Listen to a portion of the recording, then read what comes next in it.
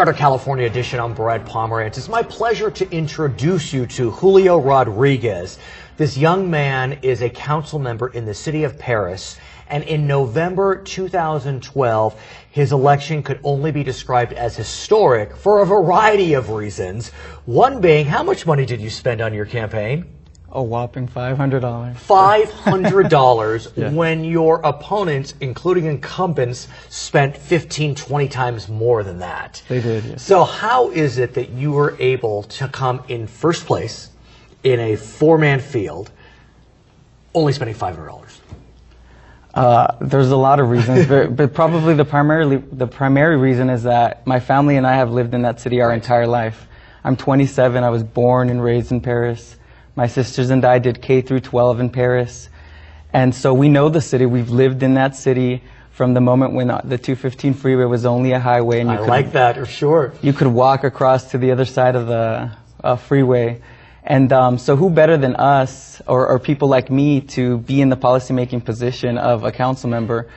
And I think it's fair to say that the press was shocked by your victory. The press enterprise in the Inland Empire, the headline, "Observers Shocked at Newcomer's Victory." The Inland Empire Weekly, "Hooray for the Underdog." So how does it feel being a young man who grew up in Perris to, at the age of 27, enter the city council? It's incredible, and it's an amazingly crazy feeling because I had amazing teachers, and there was a fifth grade teacher in particular who said to me that one day you were going to do big things, and Come on. And you listen to that and you think, well, this teacher is really nice, and to me, being on the city council is a big thing because being a poor kid, I grew up in a one-bedroom trailer in Perris, and those experiences are parallel to a lot of people who live in our city. We aren't a rich city, we aren't a city of affluent people, but we're a city of proud people who work hard and live happy lives. And so being on the council, I really don't even know how to describe it. I get you. You're describing it extremely well. Your election is also historic because it appears that you are the first gay Latino elected in Riverside County. We know that currently you're the only gay Latino in Riverside County. We think you may have been the first elected gay Latino. Wow. Wow. I mean, and for a little gay boy like me, back in the day, when I was a little kid, growing up in this area, you couldn't talk about it. I mean, you had friends and you knew that we were all gay, but we didn't talk about it because it was a really conservative area. And now, fast forward to 2012, my election, but more historic is the Congressman Takano's election, showing that Mark Takano, an Asian man who is gay, and he won in arguably conservative Riverside County. Can we say conservative Riverside County anymore? Arguably, I know, right. I think we're proving people wrong. If we get out and vote, we're going to vote for the right people that are going to work for the right causes, and so that's what's so exciting being back for those reasons. So how does it feel? I mean, I know you're just you're just a normal guy, but your election has kind of thrust you a bit into the limelight. I was referred to you. How does that feel? I think it's great because we can talk about it gives me the opportunity to be able to talk about Perris, the city that I love, and also to be able to parallel Perris into being a gay Latino in the county of Riverside, and being Latino in the county of Riverside, and being a young adult in the county of Riverside. It all works. And so, they also make an issue of my age. The average age of a resident in my town is 26, and I can imagine it's you're similar. old. And so I'm old. At 27. I'm old, yeah. I mean, I'm young by my colleagues' standards, but... Right. I do want to get a sense of Perris, by the way, as a kind of microcosm for the Inland Empire. Because as you mentioned, if you want some water, feel free. As you mentioned, there is, as we mentioned, I should say, the Inland Empire has had some challenges economically. We know during the recession there were tremendous challenges, but now we're hearing the Inland Empire is bouncing back in a very significant way. Some would argue maybe too quickly. Housing prices are soaring. It's hard to buy a home in some areas because there's all cash buyers. What are you seeing in Perris as an example of the Inland Empire?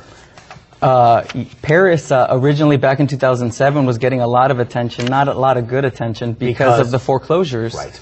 Before Stockton became the big story, Perris was getting profiled by ABC News, and Martha Stewart was coming out trying to sell her homes. And so we were struggling badly.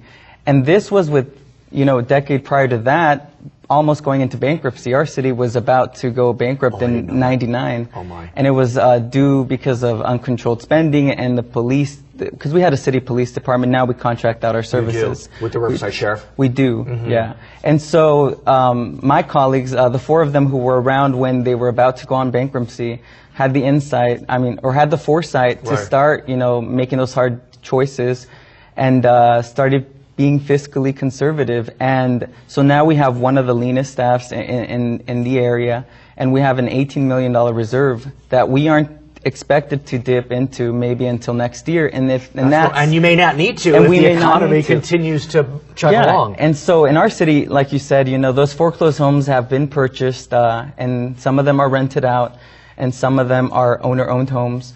But we do still find the need for people wanting to buy homes and not being able to, because there isn't access to them. And so, you know, as we move forward, I think, you know, construction is going to start picking up, especially in our cities. I know that we are in the process of getting some new housing developments started on the south end of Perris. But what about economic development generally? Because as you know, cities had a tool called redevelopment. That tool has vanished. So what is Perris doing to try to lure in businesses, construction companies to build? Well, I wasn't around when redevelopment. I know. And it seems like a lot of cities had a lot of fun, and that's why the governor had to. Be that as it may. But in our city, I feel that we were being effective with the redevelopment. We restored our downtown to what it originally looked like back in the early 1900s.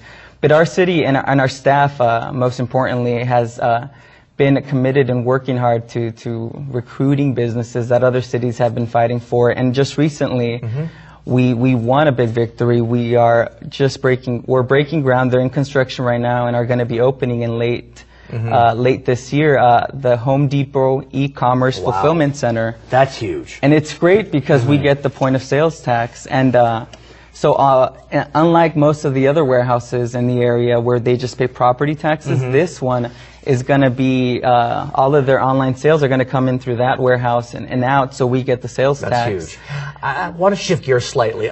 We mentioned Mark Takano.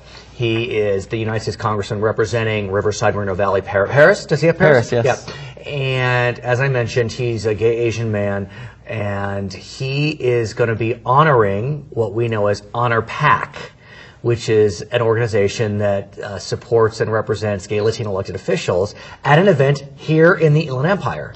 It's the first time, yeah, so we're really excited, and I have to give a shout out to Jesse Melgar, who is from Riverside. Yes. Currently just hired as the communications director for Equality California. Which supports marriage equality. Which supports marriage equality and just LGBT equality. In general. And so that event is going to be happening on the 13th of July. And I think it's... Do you know where yet? It's going to be at the Riverside Museum. Okay.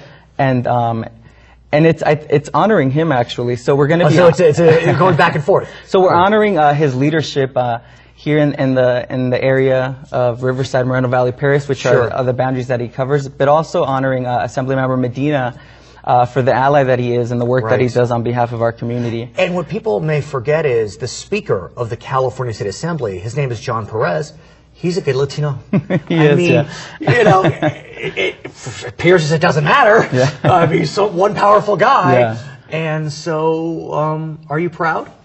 Incredibly proud. And it seems like a dream sometimes, because it was only 10 years ago that some of this stuff was an issue. Right.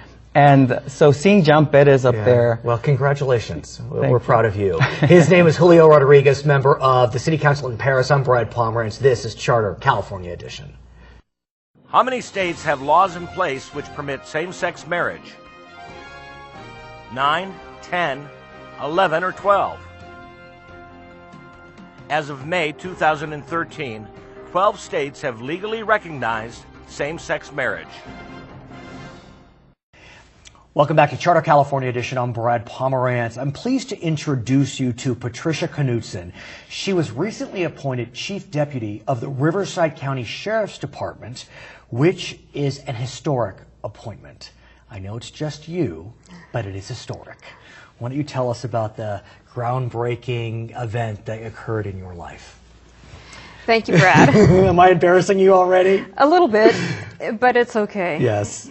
I'm very proud to have been appointed as the first female Hispanic Right. Chief Deputy Sheriff for Riverside County Sheriff's Department. In its 120-year history, you are the first Latina, which is remarkable in a lot of ways. It's exciting, it's groundbreaking, it's a little surprising. Yes and no. Right, I tell me think why. In my career, I've been Right. with the department going on 24 years Yes. now. And like you introduced me, it's just me in a lot of ways. However, I've worked really hard to become who I am and also to represent my heritage. My mother was from Los Angeles, East LA, sure. but my grandparents were both sets were from Mexico. Okay. And growing up in La Puente in LA County, Of course.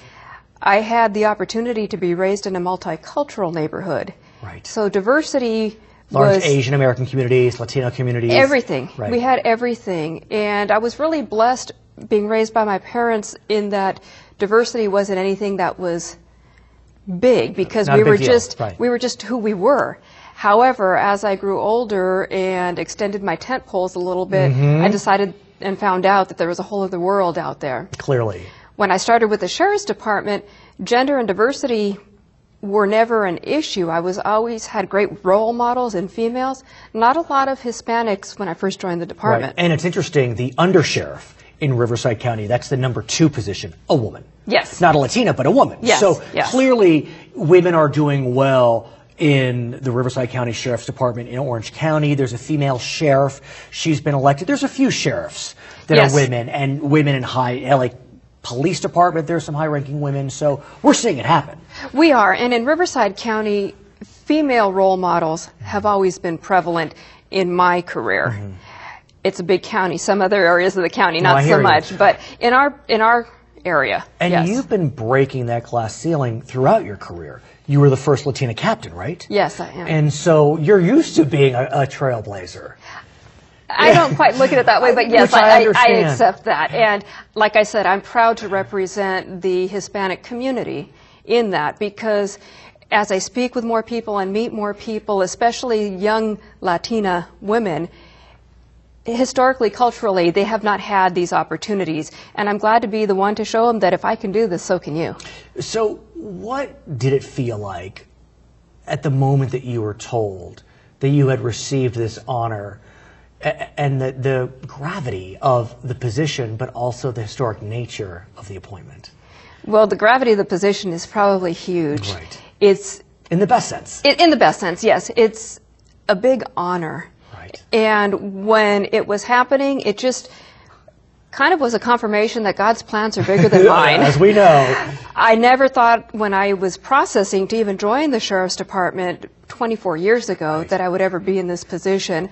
But like I said, as I've become more involved with the community, I have really embraced my heritage Right. and who I can be as part of the Hispanic community. And I understand there are two men that work for the department below you in stature. One's your husband, one's your stepson. So Yes. how's that going for you? Well, you know what? Both of them. My husband is just phenomenal. Of course he is. He is. Of course, I think that too. Is he so proud? He is. He's so proud. He's been my #1 fan. He's always been the one to promote me, and my stepson is doing well also. He's in a deputy. following. He's a Yeah. deputy, and my husband's a lieutenant. Okay. And he gets teased all the Of time. course he does, as he should. But really, the way it works is when we're off duty, he's had a household, and it's so much easier that way. I love it. It is. And I bet if people knew when you're sitting at a restaurant, not in your uniforms, what we were looking at, I mean, you got a lieutenant, you have a chief deputy. What's hilariously funny is he's the typical looking cop. He's 6'2", got that. stature, Yeah, right, yeah. mustache. Right, of course. He's got the cop look. So sometimes when we're out in public, people will pay attention to him and not me. No, I have not a clue. No, I'm just the little woman. They should let him think that. Let him think Exactly. that. Well, this Exactly. little woman, I'm using your expression Yes. if I may, before you became chief deputy, you were a captain, and part of your responsibilities were at the Presley Jail. Yes. Which is it the largest county jail in Riverside County? It used to be Okay. before we closed down the old jail. I see. But it's big. Yes, it's big. It houses 807 inmates. Okay. And we have a staff of approximately 450 people. So talk to me about having that position, and I ask you that in light of the fact that you have been living what we know as realignment, whereby lower level offenders are not serving their time in state jail but county prisons. Yes. So talk to me about how that's been on the ground. It's challenging. Okay. It is challenging because what we're seeing is a whole change to our criminal justice system as we know it.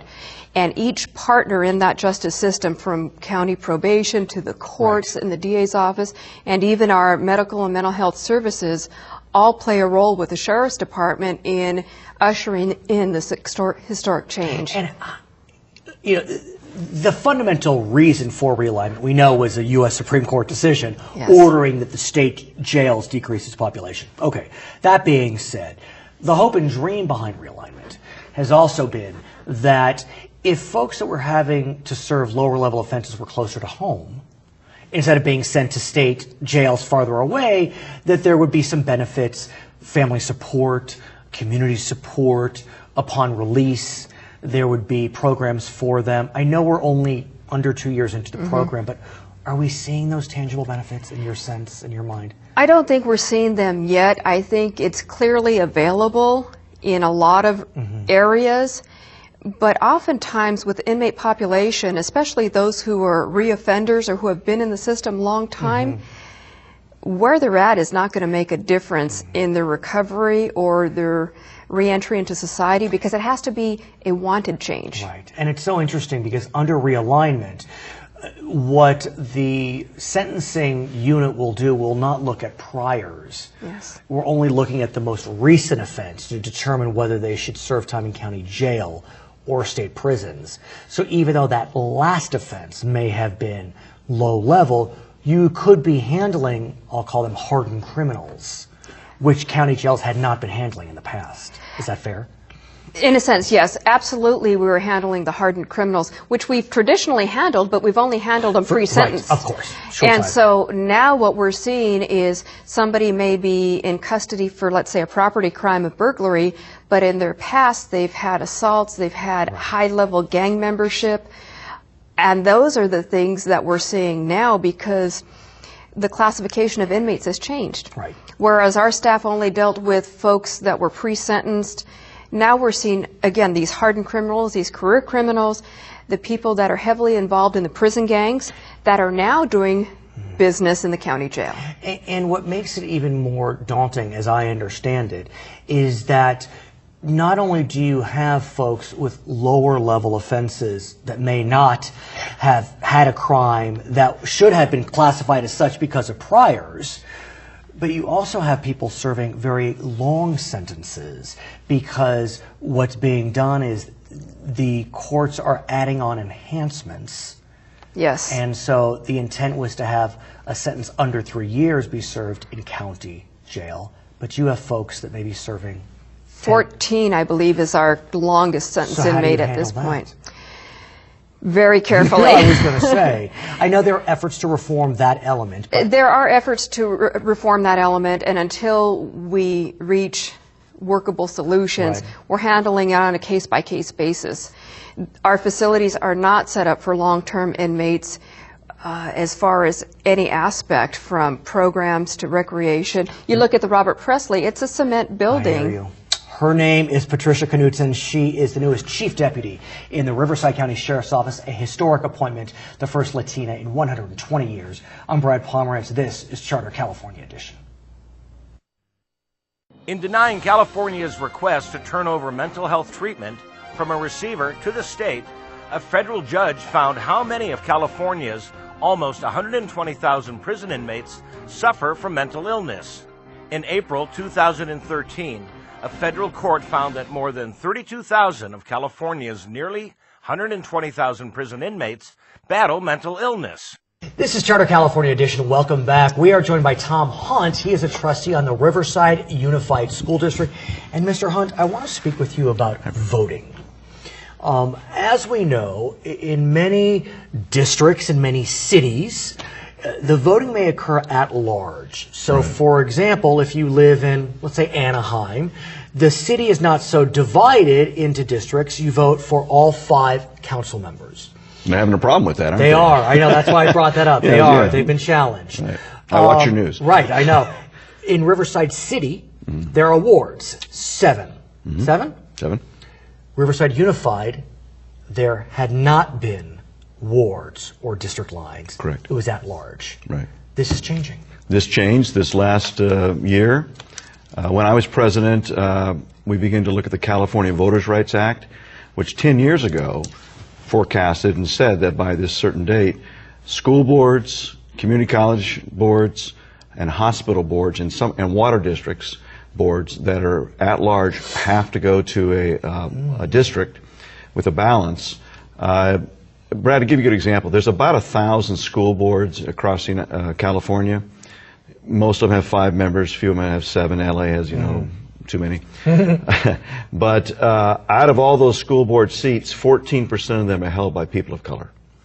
So the theory then is that at large, which was created to combat the old ward system and the ward bosses and all that, has swung the other way, and it's a disadvantage to minorities. So the bar was very low of how you could be sued. And we saw some districts up in Central California that were sued, and if you lose, which you would, you have to pay their legal fees. Oh my. And so That's expensive. Well, one of them was over $3 million. Oh my. And we're an old district. We voluntarily desegregated in 1965. Wasn't it the first? First in the United States to voluntarily desegregate. And but we've had, I think I counted 4 people of color, 2 blacks and 2 Hispanics that have been on that board since. Since desegregation. Since desegregation. And so we have to realize that when we have a student population of 51% Latinos, it's important to have the board reflect that, or give the voters the chance to do that. Are there any people of color on the board now? No. It's And so this November, right, we will have the first election where people are voting by ward, are you calling it? Right. Well, yeah, they're trustee areas. Trustee, and how many areas will you have? They'll have 5 trustee areas. We took into account, and it's a little bit, it would have been a much more perfect plan if there was no trustees and we were starting with Exactly, fresh. right. But you have to consider where certain people live. Mrs. Cloud and Dr. Beatty live 7 blocks from one another in the downtown area. Okay, So at the same time, the Latino community came out very strongly, very articulately, and they brought in the attorney that's doing all the suing up in San Francisco. Right. Good guy, though. We worked with him. We went through, we numbered them, or we lettered them, and we ended up with voting for number L, Plan L. Okay. And I thought it was important that we had more public input. But we created, what they wanted, and you're allowed to do this, Please. a minority-majority district. Right. So that would give, there's more minorities, you have to really cobble it together, we're still keeping neighborhoods of interest together and things like that. So if you would know, Riverside is sort of a backwards drawn Florida. It's the east side, and then it cuts down and catches Casablanca, and a little bit of their lands that we don't lose to Alvord. And that seat right now is held by Mrs. Cloud. She lives over on 2nd Street. Her seat, mine, and Mrs. Locke Dawson's will be up in the November of 2015. Dr. Beatty and Mrs. Allaby will be up this November. And so how is it working given that, for example, Mrs. Cloud and is it Dr. Beatty live 7 blocks from each other? Right. So how is that working in terms of are they in the same district? No. No, you were able to separate that district, right, or those blocks. Well, the Riverside Community College District went through this about 6 months before we did. Right. Their first election was November. Right, and they had a very tough situation that was alleviated somewhat in that Mark Takano decided to run for Congress. Otherwise, Virginia, Mark, and Mary, you know, you can almost walk to each other's houses. And Janet. No, I hear you. Yeah. And so, how has this been received? Because it was tough. Yeah, I mean, I have to think that, you know, while Riverside unified maybe 51% Latino in population, we know that voting patterns don't necessarily reflect populations. And so, you know, old Riverside may have had one view, new Riverside another. Well, you know, when a Latino comes before you, as many of them did, and particularly in the beginning, and tried to get a point across that sounded like, and almost the words were like, because you're white, you can't represent me. And that is something that's really hard to hear and not necessarily true, I would hope. And I would hope so too, and I'm the one who fought for, when I got on the board, for dual immersion classes. Now we have that. And because that was long overdue. And I did that because I saw that was the right thing, and it was a competitive thing for all kids. But it does make people that have been in education a long time, I think, very uncomfortable. So let's talk about your seat as an example. Yeah. What does your new seat look like? You're not up for re-election, but what does it look like? Well, it's very interesting. My seat takes me from my home, and I gave up some of the things I wanted Casablanca because I live right above it, and I know the Casablanca folks really well. They have 6 elementary schools those kids go to in a very small area. I will continue to fight for them to reduce that number. We've talked about that, right? Yeah, but mine goes out more towards an area that's very similar to what I grew up in La Sierra, which is the middle of the Arlington area. Folks that are just, you know, middle-income folks, so, like my family was. Did you essentially write yourself out of a job? I hope not. Yeah. But it does beg the question. People don't necessarily vote for people of their same ethnicity or community, but it can happen. Well, because we did a minority majority. For one district? For one district. The other districts have lower minority. So what's that one district is whose? Currently? It's Clouds. So who's not up for re-election? Not up for re-election yet. And Gail Cloud has been on the school district board. By that time, she'll be on close to 20 years. So, but we don't know this whole new dynamic. Usually school board members and community college members never get voted out. Right. I mean, they're the incumbents of incumbents. But this will bring in a more sharp debate. And the bad thing it will bring in, eventually it will be, well, I'm not going to do that for you, Brad, unless my high school gets that. It's the silo mentality. Yeah, that sort of thing. What we did do, I should say, and I'm very proud of the board I worked with on this, is that all of us, except one, have physically a high school in our trustee area, but all of us have multiple high school attendance areas. I understand. So I don't become the Ramona guy, and you're not the Arlington, et cetera. I actually have 3 high schools in my area. So, but do you have an area? Yeah. But do you? Because you were elected at large. I mean, are the 5 members now in 5 different districts? In 5 different trustee wards. You were able to do that. It worked out with the current maps. Right. And those maps have not been challenged. No, in fact, they've gone through all the process. The Department of Education, and they were ratified about a month ago, and they're on the website now, and the voter information is available from the registrar. So as we speak today, do we know if individuals from communities of color plan to run in November? Well, I know that there's a young man named Brent Lee. His mother-in-law was a former school board member, Ophelia Valdez-Yeager. Okay. Brent is... Isn't Marissa... And Marissa's brother-in-law. Got it. Okay. I can't believe I remember that. And you know what we found out? Yeah, I've known the Lees forever, and Colette and my wife have been good friends.